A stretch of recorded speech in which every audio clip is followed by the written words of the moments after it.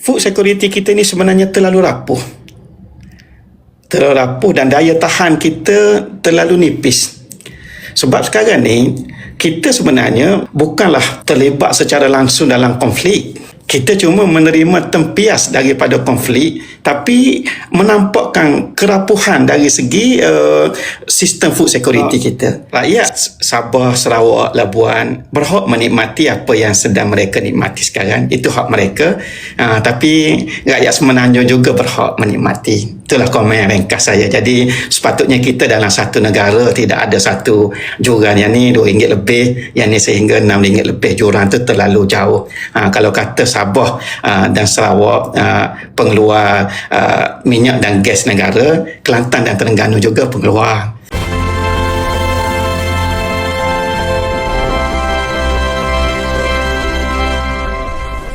Assalamualaikum warahmatullahi wabarakatuh. YB, apa khabar? Baik-baik, Alhamdulillah, sihat. Alhamdulillah. Saya kira setelah setahun YB bersama dengan kita pada tahun lepas, kita membincangkan berkenaan dengan isu beras. Dan Alhamdulillah hari ini kita kembali lagi dengan YB. Tapi sebelum kita nak pergi kepada isu kita hari ini, YB, apa khabar? Bagaimana sekarang YB? Berada di mana? Sekarang ni berada dalam Malaysia saja. Ada beberapa dari Terengganu YB? Ada beberapa program di Lembah Kelang. Oh, program di Lembah Kelang. Okey. Mungkin YB sekarang sedang sibuk sebab 2-3 hari ni penulisan YB banyak mendapat sorotan di media-media. Bagaimana YB dalam YB nak menguruskan sorotan-sorotan dari media tersebut? Biasa je. Biasa. Kalau tak ada sorotan tu luar biasa, ada sorotan tu biasa je. tak ada mengganggu apa-apa rutin harian lah. Okay. Itu lumrah biasa sebagai pemimpin dan ahli politik ya. Bila kita mengeluarkan satu pandangan yang berbeza dan menongkak arus, memang kita perlu bersedia dengan serangan lah. Kalau kita ibarat dalam tim bola, pemain yang bola berada di kakinya itulah yang akan dihimpit, kena tackle, kena push. Kalau orang yang berjalan santai dalam padang tu tak ada siapa-siapa yang akan pressure dia. Okay, baik YB. Mungkin YB sebab kita pun dah setahun tak bersiaran langsung bersama. Mungkin sedikit sebanyak YB sedikit perkongsian berkenaan dengan update terkini. YB sendiri sebagai ADUN dan juga sebagai Exco Pertanian Negeri Terengganu. Mungkin update ketika ini YB sedang sibuk menjalankan apa plan, mungkin plan berkenaan dengan beberapa hari lepas. Mungkin YB ada kongsikan berkenaan dengan artikel plan untuk membantu petani. Mungkin YB boleh kongsikan sedikit dengan kami.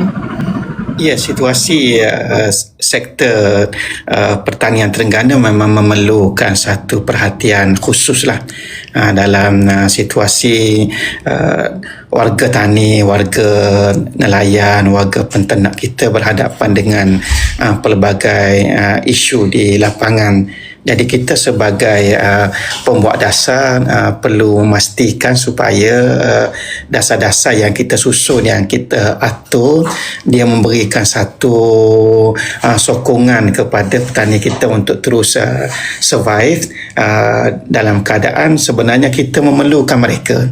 Jadi para petani kita tidak boleh dibiarkan bersendirian menanggung kepayahan dengan isu kenaikan kos bahan api, kemudian fenomena El Nino, kemarau yang berpanjangan dan beberapa isu lagi. Jadi kebersamaan ni penting kerana warga tani, warga penternak, warga nelayan kita ialah wira yang tidak didendang, yang berada di lapangan, yang bekerja membanting tulang, berada di tengah lapangan yang terbuka dengan pelbagai cabaran untuk memastikan kelangsungan sektor food security kita. Jadi alhamdulillah setakat ni dalam konteks negeri Terengganu kita dikira under control lah, dan ada beberapa program-program dan projek-projek besar yang sedang kita laksanakan. Di antaranya yang terbaru pada akhir bulan Ramadan baru ni, kita selesai penyerahan perumahan penempatan semula nelayan kepada 100 orang nelayan di Besut dan juga di Kemaman. Jadi di samping kita nak mereka mendaratkan hasil tangkapan yang sentiasa meningkat daripada setahun ke setahun, kehidupan mereka dan keluarga mereka juga kita kena cakna. Di antaranya rumah lah. Jadi Alhamdulillah rumah di Bentilentan di Besut dan juga di Pulau Skepen di Kemaman yang dibina kerjasama di antara Kementerian Pertanian dan juga Kerajaan Negeri telah siap dan kita telah serahkan kepada nelayan. Kemudian dalam bulan Ramadan baru ini juga kita menyelesaikan agihan lesen sampan nelayan kepada 436 nelayan sampan di Terengganu di semua daerah lah, daripada Kemaman sampai ke Besut, kecuali daerah Hulu Terengganu saja yang tak ada nelayan sebab di situ tak ada pantai. Jadi bila nelayan ni dapat lesen, dengan sendirinya mereka dikira sebagai orang yang turun ke laut yang menepati peraturan di bawah Akta Perikanan 1985. Mereka berhak dapat minyak bersubsidi dan mereka berhak dapat sara hidup nelayan, dan jika berlaku apa-apa kemalangan di laut, mereka layak untuk dapat bantuan di bawah tabung bencana. Jadi kita cakna ni kita tengok kepada rantaian yang menyeluruh, dan apa yang kita sedang buat sekarang ni sebenarnya berada di bawah satu kerangka besar Pelan Strategik Pertanian Terengganu 2024-2030 yang merupakan penerusan daripada Pelan Strategik Pertanian Terengganu 2019-2023. Jadi itulah gambaran umum apa yang sedang kita buat akhir ni, Malisa kan. Okey, baik. Terima kasih. Untung orang negeri Terengganu banyak inisiatif yang diperkenalkan dan juga bantuan-bantuan daripada kerajaan negeri untuk mereka. Jadi mungkin YB, sebelum kita meneruskan pada soalan, mungkin saya ucapkan selamat datang kepada semua yang dah masuk dalam live. Bantu untuk data screen dan juga sharekan live kita pada malam ini. Mungkin akan membantu lebih ramai lagi untuk mendapatkan maklumat-maklumat terkini lah. Jadi insyaAllah YB, sebelum kita nak bercakap berkenaan dengan isu petani dan juga diesel, sebenarnya kita pergi ke belakang lagi sedikit. Nak minta juga pandangan daripada YB. Yang pertamanya, pandangan YB bagaimana plan berkenaan dengan Budi 95 ni, iaitu Kerajaan Madani hari ini memperkenalkan subsidi bersasar kepada rakyat, dan pada akhir-akhir ini juga berlaku juga subsidi bersasar yang petrol 95 RM95 daripada 300 liter diturunkan kepada 200 liter disebabkan oleh krisis yang berlaku. Jadi pandangan YB terhadap Budi 95 yang diperkenalkan oleh kerajaan ini, dan bagaimana ia sebenarnya dioptimumkan penggunaannya oleh kerajaan. Ya, tentu sekali apa yang baik itu sangat membantu, okey, sangat membantu. Cuma selepas daripada dikurangkan daripada 300 kepada 200 liter, memang kita menerima sungutan bagi segmen rakyat yang kerja dia seharian memerlukan ulang alik pada jarak perjalanan yang agak jauh, memang tak cukup lah dengan 200 liter tu. Jadi kalau dikekalkan pada 300 liter, rasanya dia lebih melegakan kepada pengguna, dan sebenarnya memang rakyat kita berhak untuk mendapat subsidi ni kerana faktor-faktor di antaranya kita adalah negara pengeluar minyak. Jadi kekayaan daripada sumber minyak tu perlu dinikmati oleh rakyat kita secara yang lebih menyeluruh, di antaranya dengan pemberian subsidi inilah. Dan alangkah baiknya jika cadangan, saya baca beberapa kenyataan daripada menteri dalam sehari dua ni untuk nak libatkan sekali diesel dalam Budi Madani ni. Jadi kalau diesel juga dilibatkan dengan harga sebagaimana mereka yang berada di Borneo boleh mendapatkan bekalan diesel, rasanya dia akan lebih melapankan rakyat kita. Sebab sekarang ni saya berada di lapangan bersama rakyat, dah banyak kenderaan diesel dalam bentuk pickup dan sebagainya yang tersadai di rumah kerana harga RM6.70 tu dah sangat di luar daripada kemampuan rakyat kita untuk nak isi tangki kenderaan masing-masing. Kalau kita bercakap berkenaan dengan diesel tu, saya ada baca satu komen. Dia berkatakan dia merupakan yelah, maksudnya NGO yang menggunakan 4x4 juga antara NGO yang bersama dengan masyarakat juga antara yang terkesan berkenaan dengan isu ni. Tapi dan ada artikel baru-baru ni dalam berita juga mengatakan bahawa guru juga terkesan, antara yang terkesan penurunan daripada 300 liter kepada 200 liter tersebut. Mungkin YB ada pandangan berkenaan dengan itu yang saya masukkan segmen rakyat yang urusan seharian mereka memerlukan, mereka berulang-alik pada jarak yang agak jauh, dan ada yang rutin tugasan harian mereka memerlukan mereka bergerak. Ada kawan-kawan yang bekerja di sektor kesihatan yang memerlukan bergerak ke sana kemari untuk buat pemeriksaan dan sebagainya, juga tidak mencukupi, dan mereka ni tidak ada satu tambahan selepas daripada habis 200 liter tu. Kalau nak ambil yang ahli keluarga pun macam ketat, tak boleh guna IC orang lain dan sebagainya, diancam dengan tindakan undang-undang. Jadi rasanya 300 liter tu walaupun dia tak banyak tapi ideal dan mencukupi lah. Ada macam saya sebut tadi, kalau cadangan yang disebut sehari dua lepas, Budi Madani ni boleh dimasukkan sekali diesel. Maknanya letak 300 liter, tak kisahlah sama ada diesel atau petrol, bergantung kepada keperluan penggunaan, dia lebih realistik kan. Komen daripada Pok Lang gantung kunci lah jawabnya. Banyak juga daripada kawan-kawan kita yang menggunakan pick-up 4x4 dan sebagainya. Memang ramai di antara mereka dah bertukar dah. Saya tak mampu. Saya pun ada juga pick-up buruk untuk masuk kampung, keluar kampung.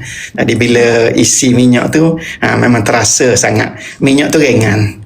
Ringan tu sebab kuantiti dia lebih sedikit. Bukan ringan tu kerana kualiti minyak lebih baik tau. Sebab kalau sebelum ni YB isi full tank berapa? Waktu dia RM1 lebih ya? Waktu dia RM2. RM2 sebelum dia naik lah. Satu pick-up berapa liter? Satu pick-up selalu bila orang sebut Hilux, dia lambang kemewahan. Kita jangan ambil generalize gitu. Hilux ni kenderaan untuk orang kampung buat kerja, bukan Hilux model terbaru. Yang saya sendiri Hilux yang telah berusia hampir 20 tahun pun bukan kata kenderaan baru. Jadi jangan kita generalize gitu. Sebab saya dengar juga ungkapan dah beli Hilux harga RM120,000, RM140,000, takkanlah minyak tak boleh isi. Jangan ambil generalize gitu. Ya, betul. Jadi maksud saya adalah kalau sebelum ni sewaktu harga diesel tu RM2 lebih, RM2.12, mereka mengatakan bahawa menggunakan 4x4 adalah lebih jimat. Sebab 4x4 pun lebih banyak kegunaan. Jadi apabila dia naik melambung sehingga RM6, memang sangat memberi kesan kepada orang-orang yang personal lah maksudnya. Jadi kalau kita tengok, kalau yang personal pun dah memberi impak yang sangat besar, kepada petani juga mereka memberi impak yang sangat besar, sebab petani ni menggunakan jentera-jentera berat seperti bajak dan sebagainya, yang menggunakan kalau yang padi dengan padinya ada jenteranya, kalau dengan sawitnya ada jenteranya. Jadi bagaimana YB melihat perkara kenaikan harga diesel ni mampu memberi kesan kepada pemain industri pertanian di negara kita? Ya, ini Melissa topik yang sangat menarik, dan saya memahami perkara ini sampai ke dasar kerana kita hidup bersama petani, bukan berteori. Kita setiap hari berada di sawah, berada dalam ladang, berada dalam kebun. Suatu benda yang saya nampak komen-komen di medsos, ramai yang tak faham, yang kata jentera pertanian tu dapat subsidi. Sebenarnya jentera pertanian tidak dapat subsidi. Jentera pembajak, jentera penuai, kalau ada yang guna pick-up pun tak dapat subsidi. Saya ambil sebelum daripada ini, kos untuk menghasilkan padi bagi 1 hektar. Ini campur semua, kos bajak, kos input baja, racun, benih, kemudian kos jentera penuai. Dalam 1 hektar dia memerlukan sekitar RM5,500. Dan dengan purata padi kita sekitar 3.5 metrik tan per hektar, bermakna kos untuk menghasilkan 1 tan padi ialah RM1,500 lebih kurang. RM1,500. Malaysia tahu kan sekarang ni kan harga lantai padi 1 tan ialah RM1,500. Dan kebanyakan daripada pengilan membeli padi pada harga lantai RM1,500. Jadi kalau kos menghasilkan 1 tan padi ialah RM1,500, kemudian padi dijual juga dengan harga RM1,500, apa yang petani kita dapat? Tak dapat apalah kan. Maknanya berpenak, berpeluh, di tengah panas, dibakar, terik, mentari semua sekali. Akhirnya yang mereka dapat hanyalah pahala. Saya tak kata mereka tak dapat apa. Satu lagi senario, ini kita kena tengok di lapangan. Sekarang ni kos bajak sawah, kalau dengan jentera pembajak yang tayar getah dalam 150 per ekar. Kalau jentera pembajak berantai, kosnya ialah 170 per ekar. Dengan kenaikan harga diesel sekarang ni, kos bajak sawah untuk seekar mencecah hampir RM400. Jadi kenaikan dia tu lebih daripada sekali ganda. Kos jentuai. Jentuai ni ringkasan kepada jentera penuai ataupun orang panggil mesin padi, mesin untuk nak tuai padi. Kalau di Pantai Timur, dia guna guni. Satu guni RM13 sebelum daripada kenaikan diesel. Sekarang ni bila diesel daripada RM2 lebih dah naik jadi naik 7%. Tadi saya berbincang dengan pemilik jentuai yang bakal menuai padi dalam sekitar akhir bulan April ni ataupun awal bulan Mei ni. Mereka menganggarkan dengan kos diesel naik 7%, jika tidak turun, mereka boleh cari makan sekiranya upah jentera penuai ni RM20 per guni. Jadi kalau sebelum ni 13, naik jadi RM20. Cuba kawan-kawan yang mengikuti live kita malam ni cuba fikir, dengan kos masa diesel RM2 20%, petani kita hanya dapat RM1,500 per tan. Dalam keadaan kos ketika itu sudah RM1,500 per tan. Jadi bayangkan bila kos membajak naik sekali ganda lebih, kos jentera penuai pun naik sekali ganda lebih, dan kita tak bercakap lagi tambal lori, kita tak bercakap lagi kos benih, kos racun dan kos baja. Jadi apa yang sebenarnya yang petani kita dapat? Sebab tu situasi ni petani kita berada dalam keadaan yang sangat rapuh, dan kita seolah-olah membiarkan mereka memikul beban secara bersendirian untuk nak suap mulut kita. Dan ini satu situasi yang sangat tidak adil, negeri-negeri, contoh negeri SG4, Terengganu, Kelantan, Kedah dan Perlis, kita menghasilkan kira-kira 71% daripada bekalan beras negara. Maknanya negeri SG4, Kedah, Perlis, Kelantan dan Terengganu adalah jelapan makanan negara. Kita pertahankan tanah sawah yang bernilai rendah, walaupun kawasan sawah tu adalah strategik, duduk tepi jalan besar. Maknanya orang yang berada dalam lapangan syarikat pemaju untuk buat rumah kediaman, rumah kedai ataupun apa-apa yang bernilai tinggi, mereka tengok tanah ni dengan teliur lah istilah orang Terengganu. Tapi bila mereka mohon untuk nak tukar syarat, memang kita tak benarkan, sebab kita nak kekalkan tanah ni sebagai jelapan padi. Dan khalayak perlu faham bahawa berbanding dengan kategori-kategori tanah yang lain, tanah padi adalah yang bernilai paling rendah sekali. kita kekalkan dia bernilai rendah demi untuk kelangsungan masa depan food security negara. Kemudian bila petani kita bekerja berpanas, berhujan, menanggung pelbagai kos, ini kita tak ada ambil kira lagi apa-apa yang luar jangka macam bencana banjir, kemarau panjang, ribut, wabak penyakit, serangan perosok dan sebagainya, kita tak ambil kira lagi. Akhirnya petani kita menanggung kos secara bersendirian dan kita letak lagi beban untuk mereka galas dengan peningkatan diesel. Okay. Saya ibaratkan diesel ni, kalau dalam tubuh kita bercakap, cuba buat analogi dari segi ilmu perubatan. Dalam tubuh kita ni kan ada salur darah kan, kita panggil arteri ataupun pembuluh darah. Dia ada banyak arterio, tapi secara umum kita ambil satu je lah, arteri. Bila kita jantung kita ni pam darah ni akan mengalir ke seluruh tubuh kita melalui pembuluh darah.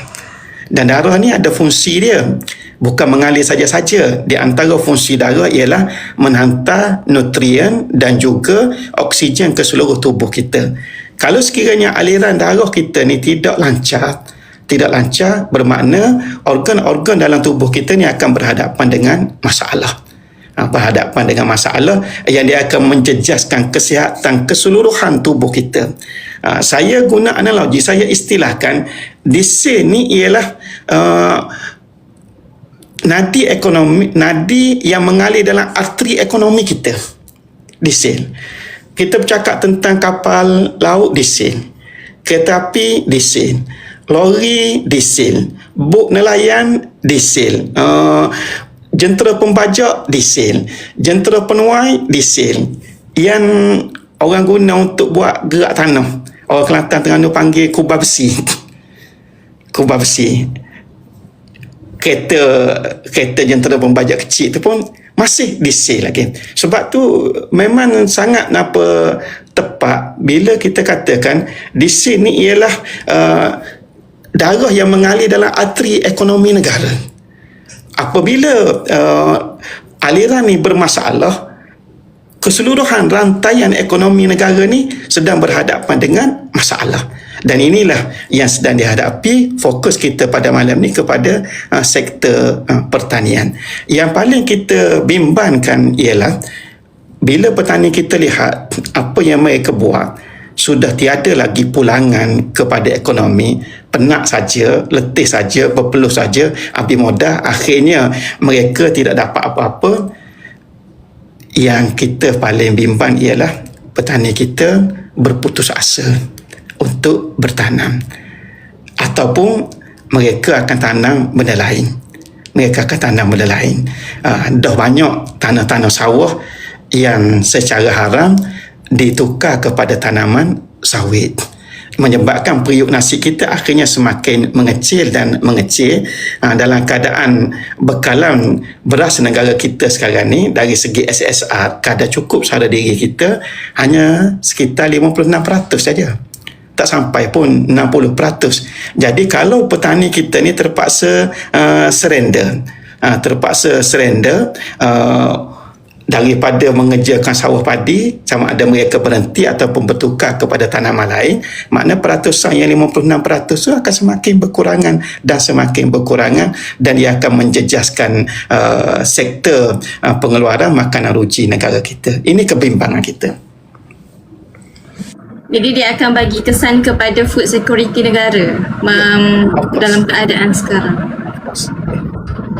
Jadi kalau kita tengok berkenaan dengan isu pertanian, sehingga kita rasa kerajaan persekutuan masih lagi belum ada apa-apa cadangan ataupun statement yang dikeluarkan berkenaan dengan petani-petani kita.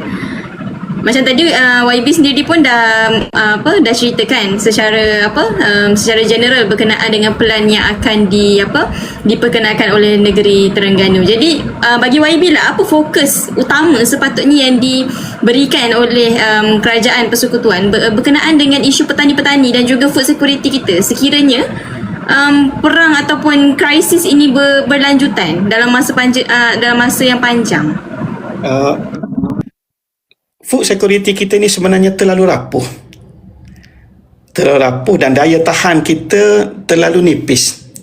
Sebab sekarang ni kita sebenarnya bukanlah terlibat secara langsung dalam konflik. Kita cuma menerima tempias daripada konflik, tapi menampakkan kerapuhan dari segi sistem food security kita. Saya ambil contoh Malaysia. Saya dulu belajar di Iraq. Saya pergi tahun 93 ni dalam keadaan Iraq masih berada dalam situasi sekatan ekonomi selepas Perang Teluk pada tahun 1990 bila Iraq menyerang Kuwait, kemudian Amerika menubuhkan pasukan tentera bersekutu bersama dengan 42 buah negara dan mereka bom Iraq. Bom selepas Iraq dihancurkan dalam misi pengeboman tentera bersekutu, Iraq dikenakan sekatan ekonomi. Sekatan ekonomi ni sekatan ekonomi total. Lapangan terbang tutup, pelabuhan tutup, minyak Iraq tak boleh dijual.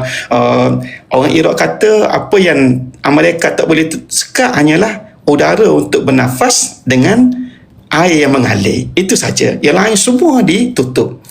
Apa yang saya nak cerita ialah bila saya sampai bulan September 1993, peralihan daripada musim luruh kepada musim sejuk. Hujan mula turun dan petani Iraq mula menyemai gandum. Juta-juta hektar ladang gandum dia, kita tengok sayup mata memandang. Dalam tempoh 140 hari, 150 hari, gandum mula boleh dituai. Bila gandum dituai, kerajaan Iraq beli gandum. Kemudian oleh kerana ketika itu suasana sekatan ekonomi, kerajaan agihkan kepada rakyat secara percuma dalam bentuk catuan bekalan makanan. Satu kepala dalam satu keluarga diberi 5 kg. Maknanya kalau satu keluarga tu ada 10 orang, gandum free dah dapat 50 kilo.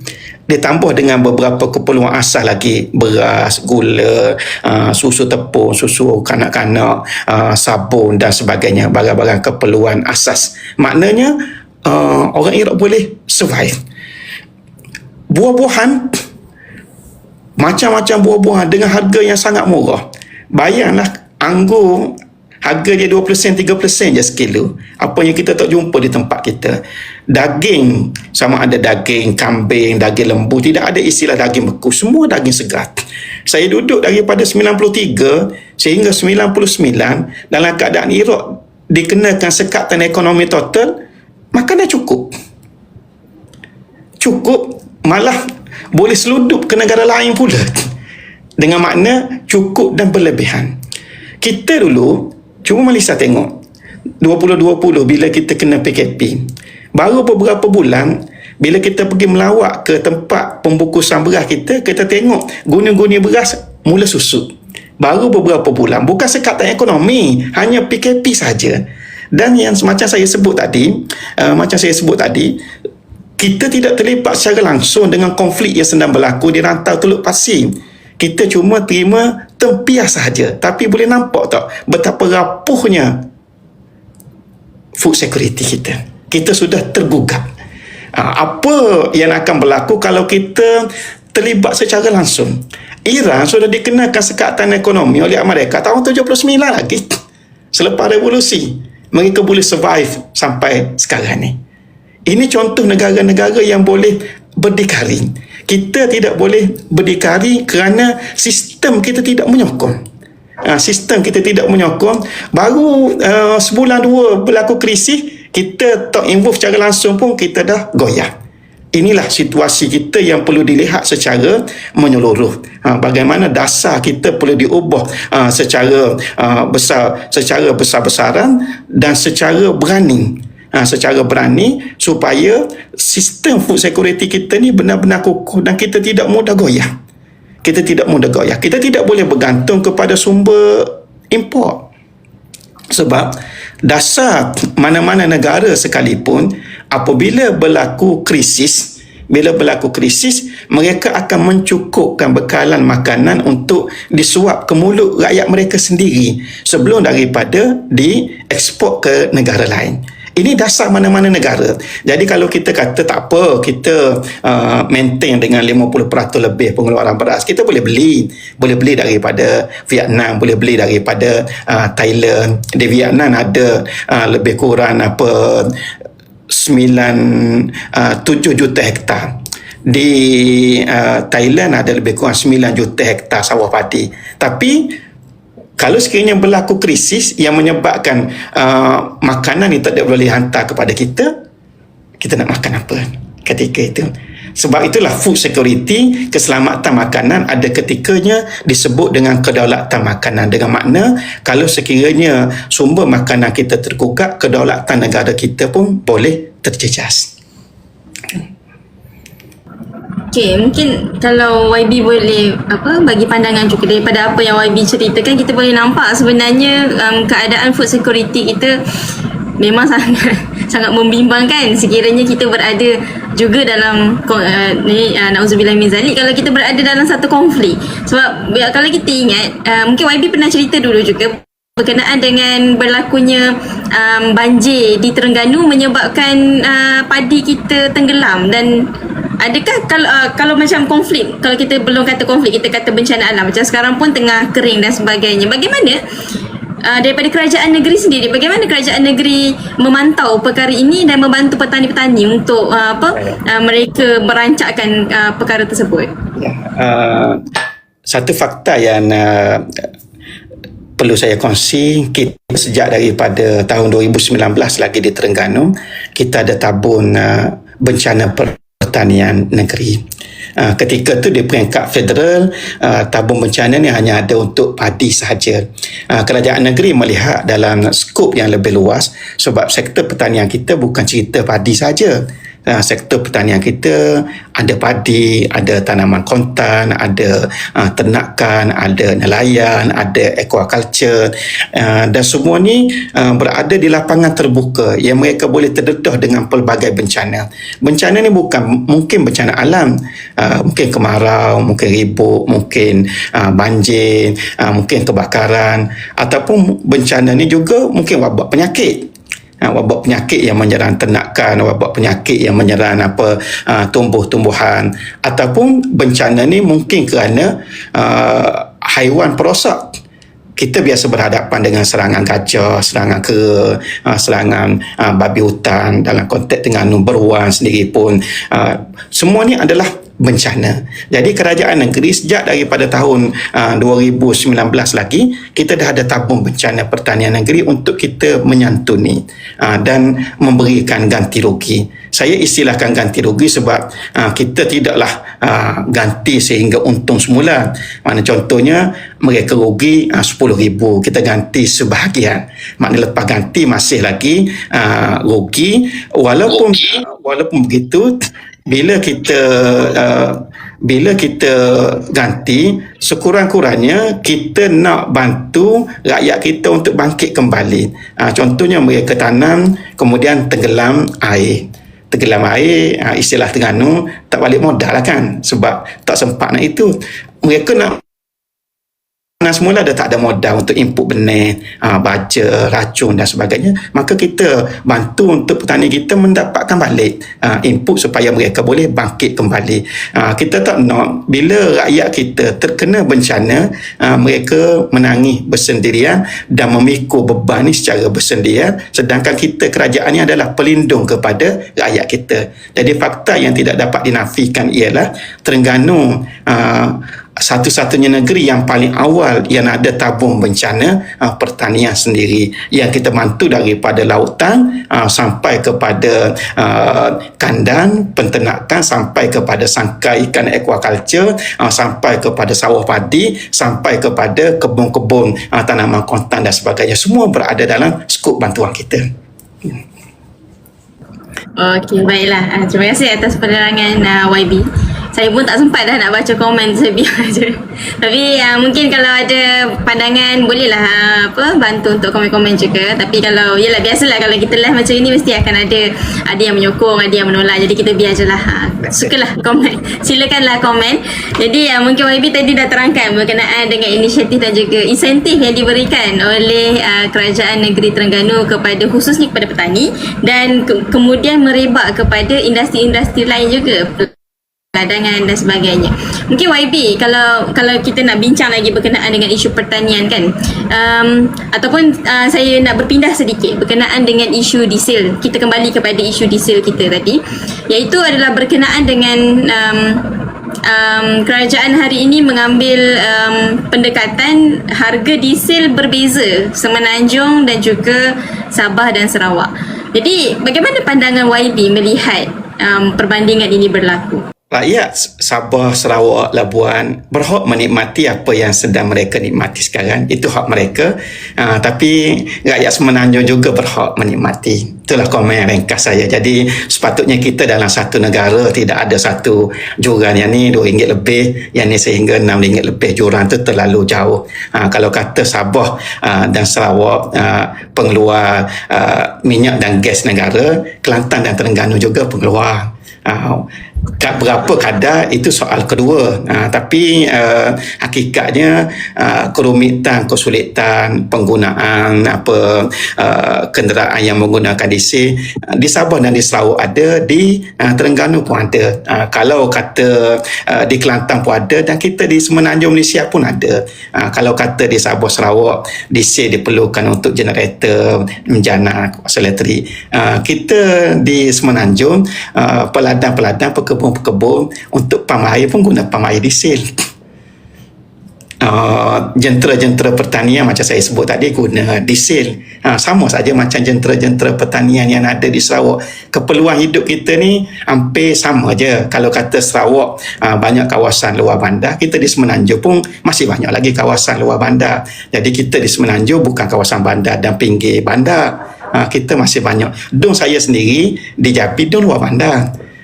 Parlimen saya di Setiu, parlimen luar bandar, yang penggunaan jentera-jentera kenderaan yang menggunakan diesel menjadi rutin seharian dalam melalui kehidupan dan urusan seharian keluarga. Jadi perkara itu kita tengok. Jadi orang Sabah, Sarawak, Labuan, mereka berhak menikmati apa yang sedang mereka nikmati. Orang Semenanjung pun berhak menikmati. Kita tak nak nafikan apa yang sedang diberi, tapi berlaku adil lah.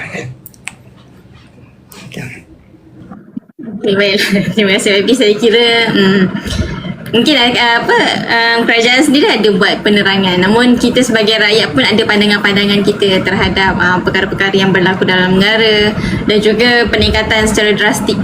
Kebanyakan kita terkejutlah dengan peningkatan yang sangat drastik, sebab daripada RM2 lebih kepada RM6, menaik yang sangat jauh beza lah berbanding dengan sebelum ini. Jadi dan subsidi juga hanya diberikan kepada setengah sektor. Maksudnya daripada lori ataupun nelayan juga dapat subsidi, betul YB Ya, dapat subsidi.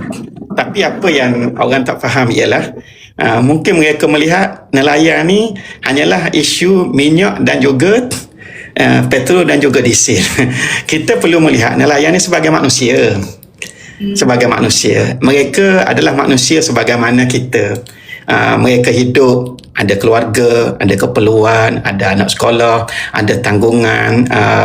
Kemudian untuk turun ke laut, bukan cerita diesel dan petrol saja.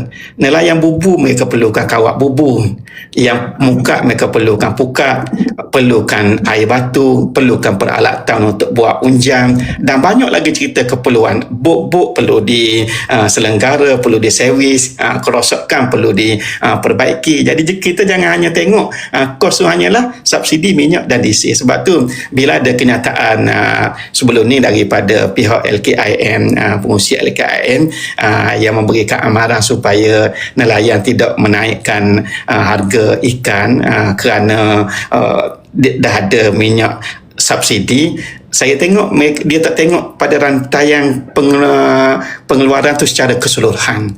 Kita perlu tengok rantaian itu secara keseluruhan, sebab dia tidak boleh berhenti pada rantaian ni sekerat-sekerat. Nanti bila tak bersambung, hasil tu tak akan dapat kepada end user, iaitu pengguna. Jadi kalau tengoklah secara keseluruhan, dan beban ni perlu dia tengok bagaimana kita nak bantu mengurangkan.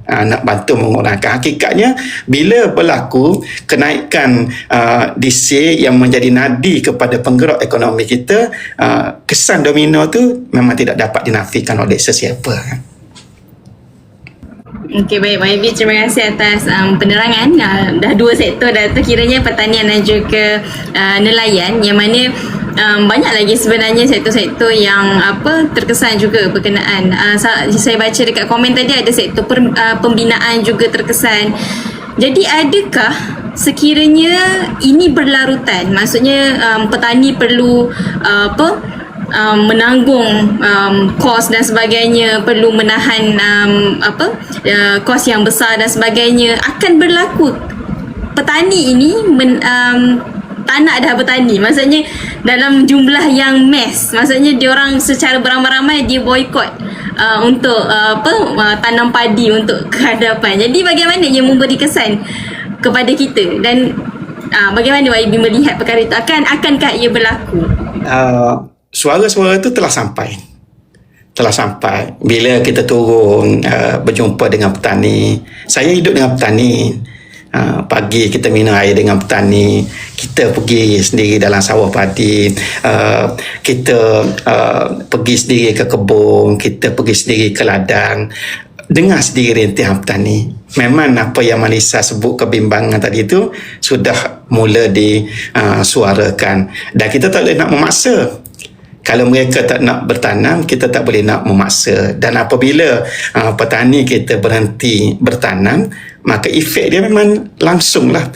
Pengeluaran beras kita yang sudah pun tidak memenuhi SSR, kadar cukup sara diri kita, peratusan dia akan semakin berkurangan, dan kita akan bergantung kepada sumber import yang akan memerlukan satu kos yang tinggi. Dalam masa yang sama, pengguna kita juga perlu mengeluarkan kos yang tinggi untuk dapat makanan ruji, kerana harga beras import lebih tinggi daripada harga beras tempatan.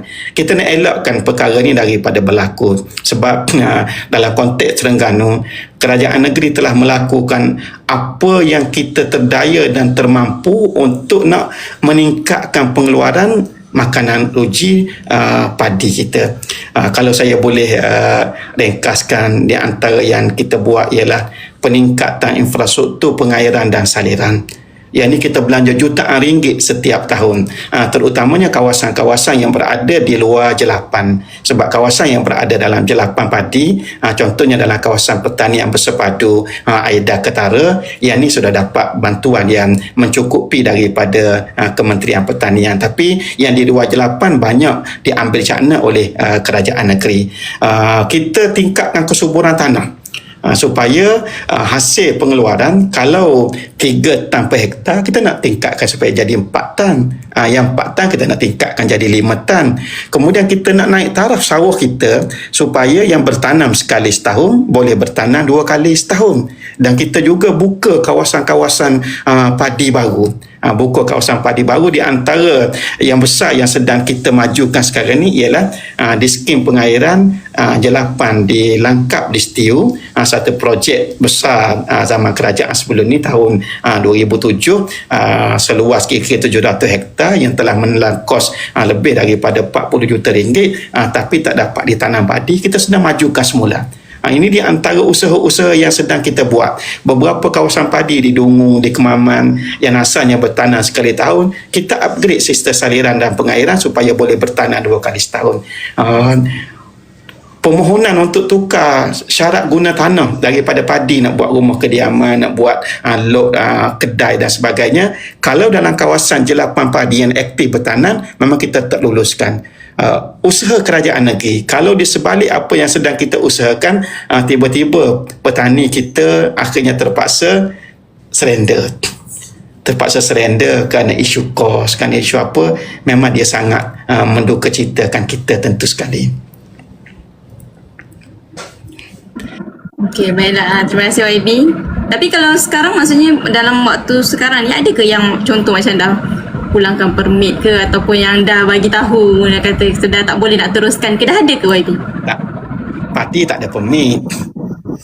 Oh, bukan parti, dia penyimpan beras ke yang ada permit? Musim padi di Terengganu sekarang ni, padi sedang tunggu untuk masak. Macam saya sebut tadi, musim menuai dalam konteks di Terengganu ni akhir bulan 4 ataupun awal Mei. Jadi mungkin petani akan tengok macam mana musim menuai yang akan datang ni, apa yang mereka dapat dan apa pulangan mereka, dan di situlah mungkin akan dibuat satu analisa dan keputusan untuk musim kedua. Di Terengganu ni 2 kali setahun. Musim pertama, musim kedua dia akan bermula sekitar bulan 6, bulan 7 dan akan dituai sebelum daripada musim banjir bulan 10, gitulah lebih kurang. Jadi dua kali setahun. Sekarang ni kita berada di musim pertama. Musim pertama, musim menuainya dalam akhir April ataupun awal Mei gitu. Jadi kalau apa yang mereka dapat pada musim menuai nanti memberangsangkan, saya yakin insya-Allah petani kita akan terus. Dan alhamdulillah musim pertama tahun ni padi memang menjadi. Tani kita pun suka dengan situasi dalam sawah menghijau, padi subur, buah pun lebat. Tiba-tiba mari pula isu DC, jadi macam spoil lah. Petani kita baru nak suka sebab musim kedua tahun lepas padi kurang menjadi. Jadi musim pertama tahun ni menjadi, kegembiraan mereka tu macam terganggu lah dengan isu DC yang sedang berlaku sekarang. Ada kemungkinan tak petani-petani akan meminta untuk harga siling beras dinaikkan? Ya. Inilah di antara beberapa pertimbangan yang kita ajukan kepada Kerajaan Persekutuan. Yang pertama, kita cadangkan dikaji dan dibuat satu pelarasan yang berperingkat dan munasabah terhadap harga lantai padi supaya dia lebih sejajar dengan kos pengeluaran yang sebenar. Ini bukan tuntutan untuk keuntungan berlebihan, tapi satu keperluan minima bagi memastikan pesawah mampu menampung kos, meneruskan penanaman dan mereka boleh meneruskan kehidupan. Kita perlu adil. Kita perlu adil dalam ni.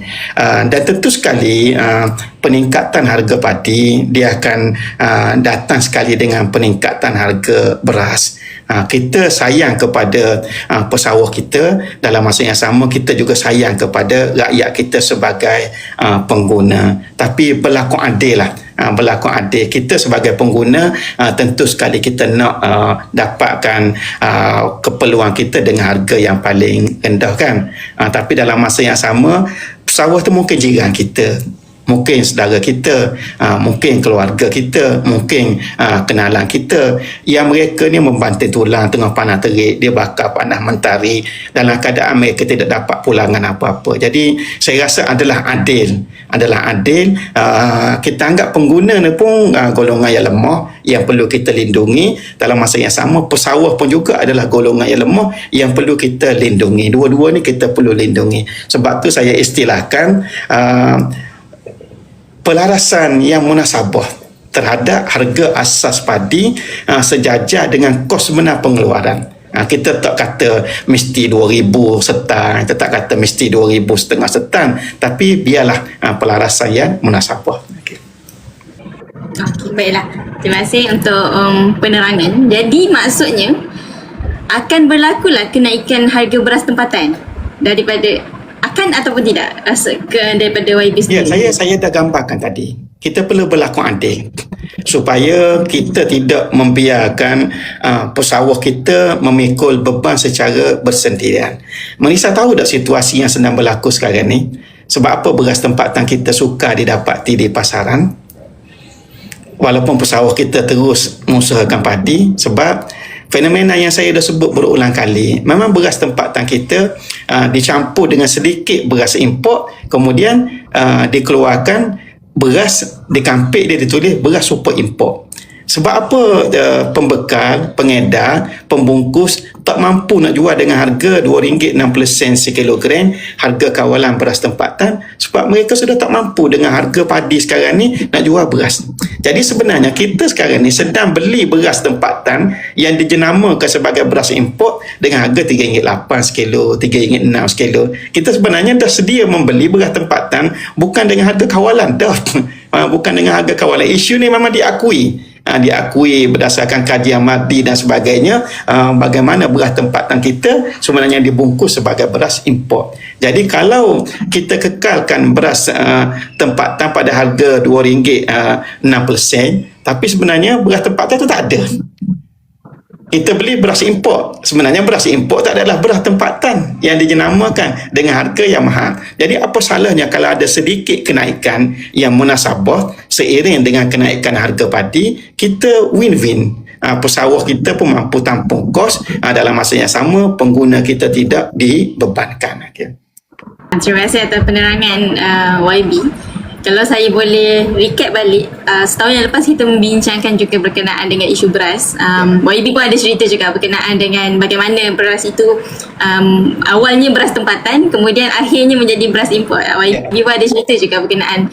Dan yang menariknya, saya rasa selepas sebulan ataupun sebulan setengah kita berbincang berkenaan tersebut, ada dibuat kajian berkenaan dengan beras import oleh Maddi, kalau tak salah, Maddi dan dia mengesahkan bahawa dalam kampit beras import tersebut terdapat juga beras tempatan. Jadi bagaimana YB melihat? Kita dah masuk isu beras lah.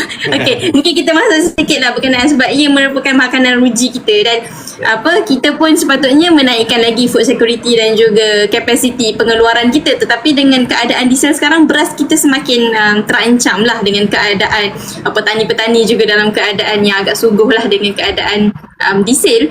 Jadi sebenarnya selepas daripada perkara itu keluar, sepatutnya langkah proaktif yang sepatutnya kerajaan lakukan untuk bantu petani-petani dan juga mengelakkan daripada kartel-kartel beras ini berterusan. Jadi YB, bagaimana pandangan YB? Ya, kita kadang-kadang terlihat lemah untuk berhadapan dengan kartel-kartel, lemah untuk melindungi kepentingan rakyat kita.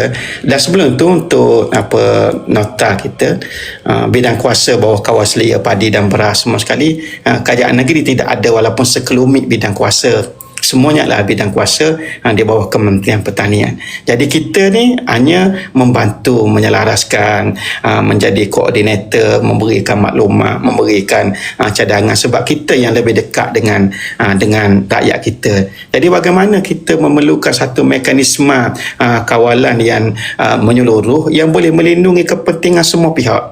Dalam rantaian pengeluaran, kita jangan nafikan kepentingan mana-mana pihak. Sawah di lapangan kita nak jaga, pengilang kita nak jaga, pembungkus dan pengedar kita nak jaga, dan juga rakyat kita yang merupakan pengguna yang terakhir juga kita nak jaga. Kerajaan perlu melihat semua ini. Jangan kita keluarkan subsidi macam contohnya tahun lepas kan, kerajaan melalui Kementerian Pertanian mengeluarkan 150 juta subsidi kan, dalam tempoh 6 bulan untuk menghasilkan 24 juta kampit beras tempatan. 150 juta yang dikeluarkan, 1 sen tak sampai pada petani kita. Siapa yang dapat? Yang dapatnya ialah pengilang dan pembungkus, pengedar. Ini yang dapat. Bila beban, petani kita di lapangan yang perlu pikun. Bila ada subsidi, orang lain yang dapat. Jadi agihan tu saya nampak tidak seimbang, dan saya ulang sekali lagi, kita membiarkan pesawah kita ni memikul beban, istilahnya menangis secara bersendirian. Ini tidak adil.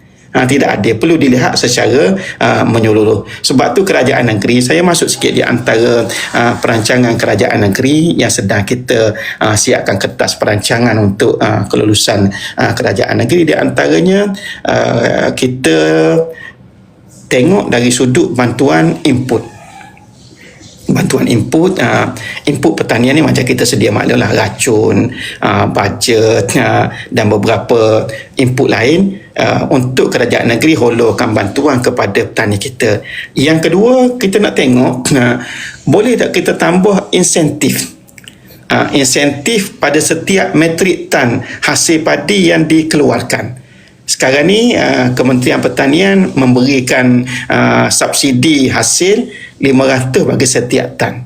Kerajaan negeri nak tengok dengan kemampuan keuangan yang ada, kita nak tambah sedikit lagi, beberapa ratus lagi supaya petani kita dapat lebih daripada 500.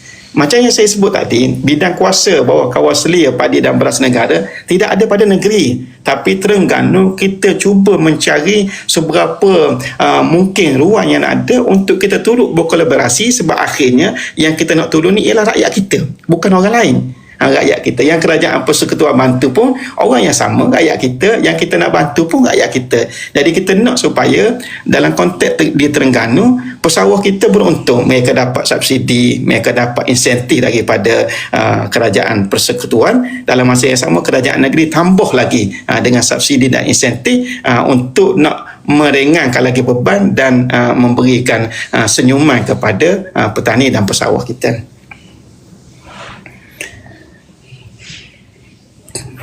Okey, lambat pula nak buka. Okay, terima kasih YB atas penerangan berkenaan dengan isu tersebut. Saya satu lagi, mungkin kita dua soalan terakhir lah daripada saya sebelum kita mengakhiri lah. Sedikit lagi YB adalah berkenaan dengan kerajaan hari ini membimbangkan berkenaan dengan ketirisan diesel tersebut, ketirisan petrol.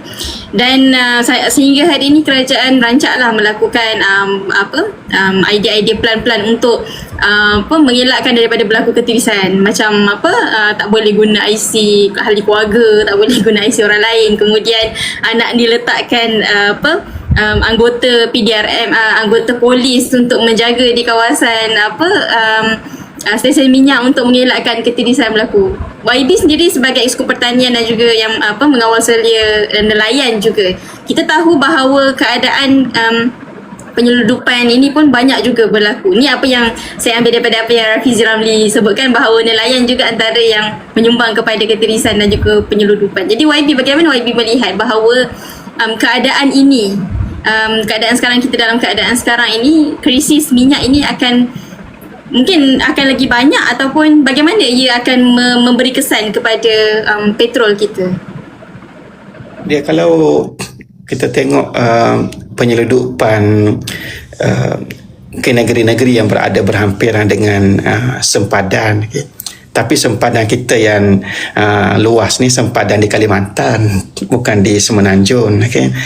Dan faktanya kes-kes penyeludupan juga banyak di Kalimantan. Jadi kalau kita di Semenanjung ni tak berhak untuk dapat disin subsidi sebagaimana Kalimantan atas alasan penyeludupan, saya rasa macam tak berapa tepat lah. Sebab penyeludupan tu berlaku kedua-dua. Tapi kita bersetuju supaya bekalan ini dapat kepada yang berhak, tidak tiris dan tidak pergi kepada mereka yang tidak berhak untuk mendapat kemudahan yang sepatutnya dinikmati oleh rakyat kita. Jadi pihak penguatkuasa, pihak berkuasa buatlah apa yang patut agar bekalan yang boleh dinikmati oleh rakyat kita, dan dia tidak pergi kepada warga asing, tak pergi kepada menyeberangi sempadan dan sebagainya.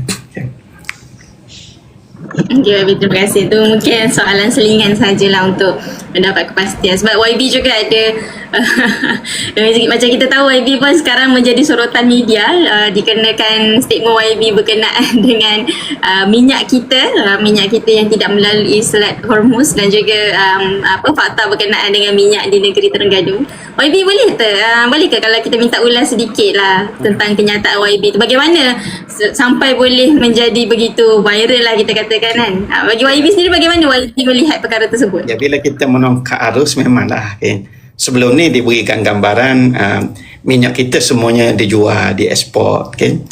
Bila kita nak guna, kita beli minyak daripada luar dan proses. Itulah rumus yang disebarkan. Tapi kami ni di negeri Terengganu, di perairan Terengganu ada lebih kurang 120 buah pelantar minyak. Saya sebut lebih kurang tu kerana bilangan pelantar minyak ni bertambah dan berkurang. Ada yang dihentikan operasi sebab habis minyak, dan ada penemuan-penemuan baru. Tapi lebih kurang begitulah. Jadi minyak daripada platform offshore ni, dia akan disalurkan ke loji penapisan yang terletak di Kerteh. sama ada dengan saluran paip ataupun dengan kapal tangki, dan di situlah diproses. Diproses. Dah YB tahu macam mana diproses. Kalau kita di negeri Terengganu, dalam tu ada kawan kita, ada saudara kita, ada kenalan kita. Mustahil lah kita menjadi kerajaan di negeri Terengganu, dah jadi dua penggal, kita tak tahu apa yang berlaku di negeri kita. Jadi kalau orang cuba menafikan kewibawaan kita untuk mendapat maklumat tu, macam dia berfikir dengan tak rasional lah. Tak rasional. Jadi kita tahu bahawa sebahagian minyak tu diproses untuk kegunaan tempatan, dan sebahagian lagi di ekspor. Okay. Jadi kalau yang diproses untuk kegunaan tempatan, saya tak cakap tentang Sabah dan Sarawak, saya cakap tentang Terengganu saja. Daripada offshore, bila naik ke Kerteh, kemudian dia proses jadi produk petroleum kita guna, dia lalu tak Selat Hormuz. Lalu ke tidak Selat Hormuz? Tak lalu kan? Okay, tak lalu. Kemudian kalau produk minyak kita ni diekspor, negara mana yang beli minyak daripada kita? Filipina, Thailand, Australia, Jepun. Ini di antara beberapa negara yang beli minyak daripada negara kita. Dah kapal minyak daripada Australia, Filipina, Thailand, Jepun nak buat balik minyak ke negara mereka, lalu tak Selat Hormuz? Lalu ke tidak? Tak lalu. Maknanya dari segi pasaran ekspor minyak Malaysia ni tak terkesan sedikit pun dengan sekatan Iran kepada pelayaran di Selat Hormuz. Itu maksud saya bila saya sebut minyak kita, maknanya minyaknya dikeluarkan oleh negara kita. Dengan makna lain, hasil negara kita daripada sumber minyak tidak terjejas sedikit pun kerana proses ekspor kita berlaku lancar, kerana kapal-kapal yang beli minyak daripada Malaysia ni, sama ada daripada Terengganu, daripada Sabah, daripada Sarawak, mereka tidak melalui Selat Hormuz yang dikenakan sekatan. Itu maksud saya.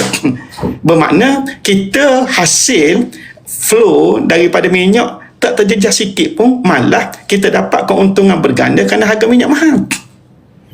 Ini logik orang kampung pun boleh faham. Logik orang kampung boleh tangkap dengan mudah. Mungkin fakta ni orang tak boleh terima sebab sebelum ni rumus yang disebarkan benda lain. Dan bila kita ceritakan fakta, memang orang marah.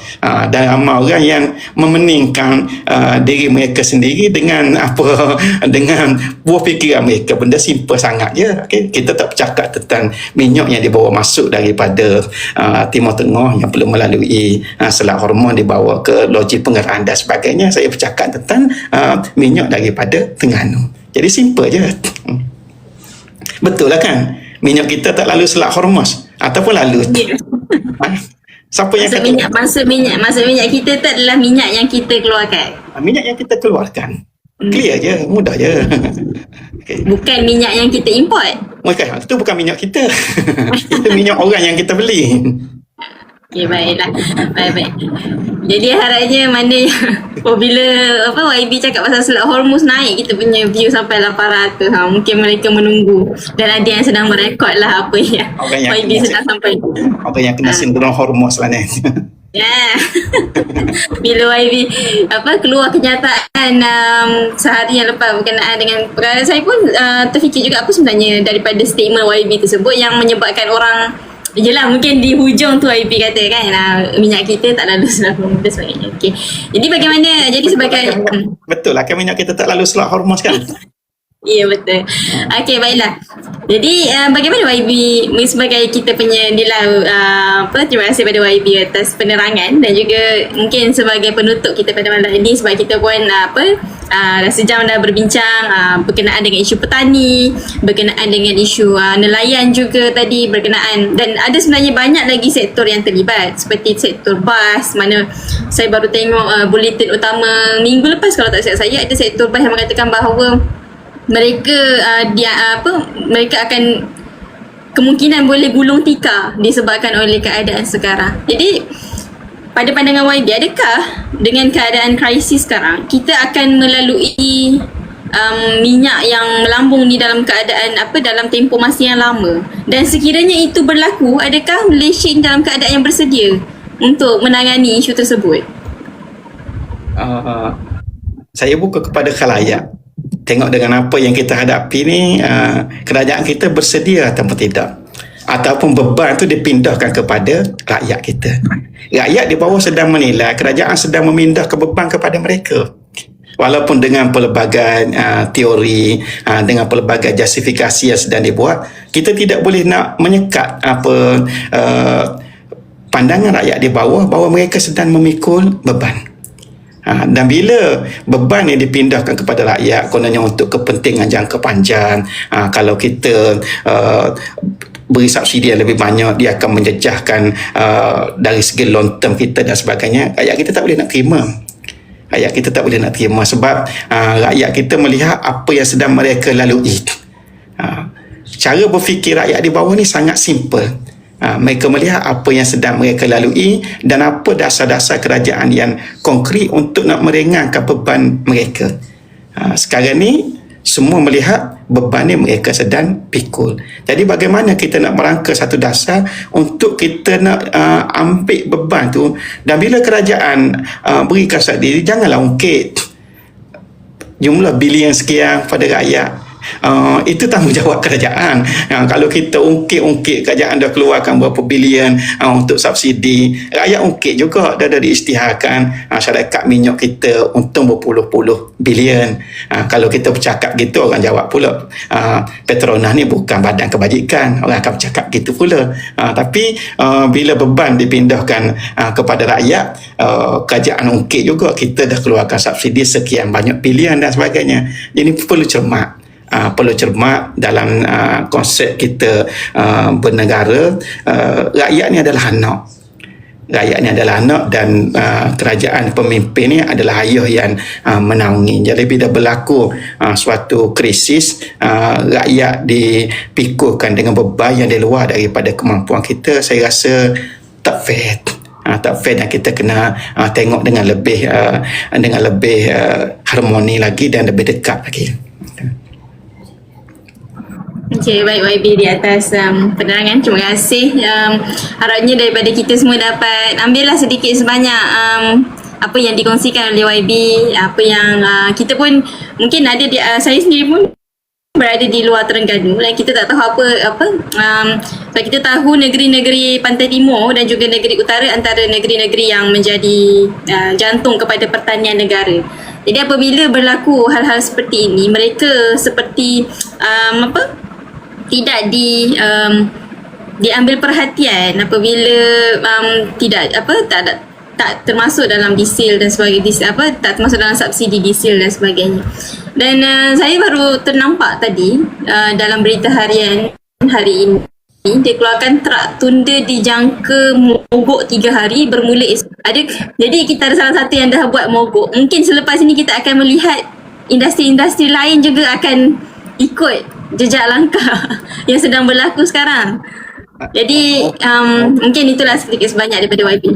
Yeah? Mogok tu sebenarnya mungkin adalah usaha untuk memberikan tekanan supaya rintihan dan tuntutan mereka didengar. Saya nampak daripada sudut itulah. Mungkin bukan mereka nak mogok, nak berhenti bekerja, nak tukar profesion, tak. Tapi bila mereka bersuara dan suara mereka tidak didengar dan tidak diberikan perhatian, mungkin mereka naikkan sikit dari segi nada tu dengan mogok dan sebagainya. Kita harapkan semuanya akan selesai dengan baiklah. Maknanya bila kerajaan tengok kepentingan semua pihak. Orang yang merancang di peringkat atas mungkin dia tak nampak semua aspek dan semua skop. Bila ada rintihan daripada rakyat bawah, tengoklah dengan yang paling cermat dan paling harmonis sekali. Tapi kalau kita lihat kepada mungkin sedikit kemarahan, bukan sedikit, antara suara-suara kemarahan rakyat juga ada yang meminta supaya allowance wakil rakyat dipotong, allowance minyak wakil rakyat dipotong dan sebagainya. Dan baru-baru ni pun ada perdebatan antara wakil kerajaan dan juga wakil pembangkang. Bagi saya hari tu Ustaz Fadli Syari juga ada mengatakan berkenaan perkara tersebut. Ini mungkin sebagai penutup lah, 3 kali penutup dah kita. Mungkin sedikit YB, apa pandangan YB terhadap perkara tersebut? Isu ni isu yang menarik perhatian. Memang kita YB ni milik rakyat. semua yang YB lakukan orang nak tahu. Dia antara yang paling menariknya ialah berapa elang YB, berapa kemudahan, dan kita tidak berahsia tentang perkara ni. Dan saya dalam konteks peribadi memang kita ambil allowance, tapi dalam masa yang sama ada sumbangan tetap kita setiap bulan, dan sebenarnya allowance kemudahan yang kita ambil ni untuk rakyat, yang digunakan untuk tujuan peribadi dan keluarga sebahagian kecil saja. Yang lain-lain itu kita pulangkan kepada rakyat. Jadi ruang-ruang yang tidak ada peruntukan daripada kerajaan, kita masih ada peruntukan daripada poket sendiri untuk kita tolong rakyat. Kita hidup secara biasa-biasa, secara sederhana. Ada sedikit lebihan, kita nak tengok rakyat kita suka dan gembira. Sebab peruntukan-peruntukan ni ada limit dia, dan kita ada rakyat yang ramai. Jadi kita kolaborasi lah di antara peruntukan kerajaan dengan peruntukan daripada poket kita sendiri untuk kita pulangkan balik kepada rakyat. Jadi kalau orang nak suruh potong, terpulang lah. Sebenarnya kita dah lebih daripada potong lah sebenarnya. Maknanya dalam sehari itu jumlah yang agak besar lah yang kita belanjakan. Bukan mengungkit, cuma nak maklumkan apa yang kita dapat kita pulangkan balik kepada rakyat. Itu je ringkasnya. Okey, baiklah. Terima kasih YB, dan saya ucapkan ribuan terima kasih pada YB di atas kesudian untuk bersama dengan kami di Perspektif 360, membincangkan dan juga berkongsi sedikit sebanyak pendapat, dan saya rasa perkongsian yang sangat-sangat menarik dan banyak ilmu yang kita boleh dapat daripada YB. Harapnya isu berkenaan dengan petani, isu berkenaan dengan industri peladangan kita semakin banyak diketengahkan, semakin luas mendapat sorotan, dan juga mendapat penekanan daripada pihak kerajaan supaya macam YB sebutkan tadi, food security kita, keadaan agro makanan kita semakin dijaga. Sebab kita pun kita pun baru terkesan sedikit pun kita dah terkesan banyak daripada apa yang berlaku, apatah lagi kalau kita sendiri nauzubillah min zalik yang terkena sendiri, yang terlibat secara langsung dengan konflik yang berlaku. Tapi kalau saya boleh masuk sedikit, kalau macam Indonesia juga dah start nak buat sekatan minyak sawit kalau tak silap saya.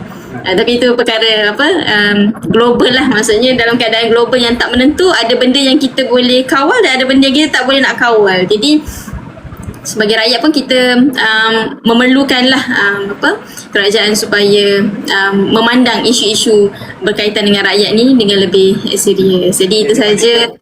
Balik pada prinsip asas tadi lah Melissa, mana-mana kerajaan pun bila berlaku krisis, mereka akan mencukupkan keperluan rakyat sendiri dahulu, sebelum daripada produk dan hasil keluaran mereka dieksport ke negara-negara lain. Itu prinsip asas mana-mana kerajaan. Macam diesel kat Thailand pun dah diesel kat Thailand pun dah harga dah turun dah. Dia bukan negara pengeluar minyak. Yelah, mungkin sedikit saja. Sebab duk tengok banyak komen-komen yang masuk kan. Jadi itu saja untuk malam ni YB. Mungkin kalau ada next time, boleh ke YB kalau kita jumpa lagi? InsyaAllah okey je. Okey, baiklah. Terima kasih YB. YB, terdekat ni ada apa-apa program ke YB ada buat rumah terbuka ke atau apa-apa? Mungkin sedikit perkongsian YB sebelum kita tutup. Ada untuk Don Jabi pada 18 hari bulan April ni, di Padang Bola di Kampung Bukit Tanah di Jabi. Jadi jemputlah semua hadir memeriahkan rumah terbuka Aidilfitri di peringkat Don Jabi. Okey, baiklah. Jadi itu saja YB. Kita jumpa lagi untuk next. Itu saja. Assalamualaikum warahmatullahi wabarakatuh. Terima kasih YB.